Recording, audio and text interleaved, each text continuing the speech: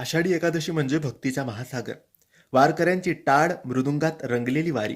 विठोबाच्या चरणावर अढळ श्रद्धा आणि अंतकरणात गुंजणारे एकच नाम विठ्ठल विठ्ठल. या दिवशी फक्त उपवास किंवा व्रत करणं पुरेसे नाही, तर आपल्या मनात भक्ती, आचरणात नम्रता आणि वाणीमध्ये मंत्र असावा.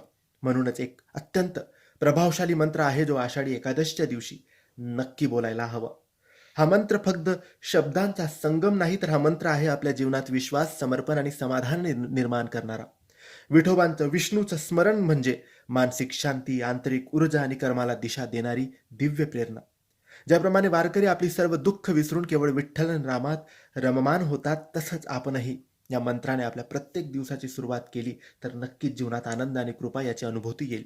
आषाढी एकादशी, जिला देवशयनी एकादशी सुद्धा म्हणतात, कारण या दिवशी विष्णू भगवान क्षीरसागरात 4 महिन्यासाठी झोपायला जातात आणि 4 महिने